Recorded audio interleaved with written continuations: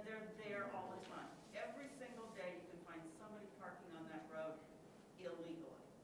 So can we get the sheriff to drive that road more often? Sure. Yeah. Our deputy is Amy Fecken. She came on in February, and all I need to do is get that kind of input, and then that goes on her list, and she patrols it more. I mean, it's a mess. And getting back to pins, that's a great example, because now there's someone to assign to Fruitland Township or Lakeland Township that they can respond, and they take responsibility for that. And I know And you get the same. she's local too. She grew up in the area, so she knows all the hot spots. She knows the bad roads and everything else. All I need to do is get the information. It goes to her. It goes to her captain first, and then the captain dispatches her and gets her out there. So, yeah, so they have a personal connection with that. So, yeah, that's a great example, that information like that to get to some things. For South Shore Drive. For South Shore Drive. I And it's know, all the but way- here's what I would like to It's all the do. way into town. I mean, into the city line. I mean, everywhere. It's not just You in say it's little spots. contractors too? So Contractors sometimes. there's not a try-on talk, because that's. Has anybody else noticed that? For South Shore Drive, let's go back there for a moment. At some point, there's going to be some road construction on South Shore Drive. They're going to do something on South Shore Drive. You're not going to get any changes done to South Shore Drive if you start to complain or ask questions about it when they're building the road. So if we start now and get all the information that everybody wants to see from the Muskegon County Road Commission, and ahead of the curve for any infrastructure improvements with any kind of bill from DC or the states. All right, now we've got our letters into Windsor-Dick, who controls all of that funding that comes out. All right, now they know what the expectations are. Shoulders, reduced speed limit, no blind curves, whatever it may be. And now that goes into the plan. Okay, because you're not going to get anything done when they start paving or tearing things up. It's already done. Already done.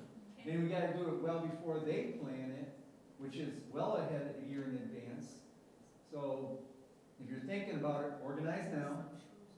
Get your letter writers, get people to send emails, whatever it may be. I'll relay them to the county and the Windsor-Dick if you want me to. I can be that go-between person. Does everybody know what Windsor-Dick is? Okay, so I know we use that in West Michigan Regional Development. So we send them to you? Pardon me? Yeah, you can send them to me.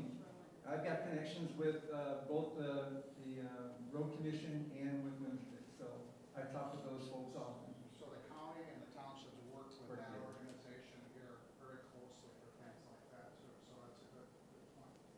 Sorry, Jeff. I didn't mean- Sorry, could you talk about the effectiveness and the support for the senior resources, as well as there's efforts by the prosecutor's office and the sheriff on elder care and elder abuse, and also could we be moving towards something that I was proposing in my campaign, which was a community resource center or skills and talent bank, so we could draw people from the community to help work with each other. I think there's ways, there's people of talent and skill within the greater community on the north side that should be available so we can support local business people and tradesmen. Well, I know there's a senior resources village that was passed. So a lot of that is encompass some of the things that you might be looking at. I don't know if you want to elaborate a little bit. Yeah, your prosecutor, DJ Hilson, they started up a fund that I think a lot of townships put into it, but they're going after the fraud on senior citizens. And he reported to me, I think a couple of weeks ago, $6 million that they actually recaptured. So they are catching these folks, they are prosecuting them, and they are getting some of the money back. So a very good program. DJ Hilson has started, and your senior resource dollars are helping that out. Does that answer? Because That's part of it. I did a program with the senior resources in the Oak Ridge area, and it was through the Love Inc. And there's 6 gentlemen over 70 who built a 40-foot staircase for a woman who hadn't left her house in 4 years.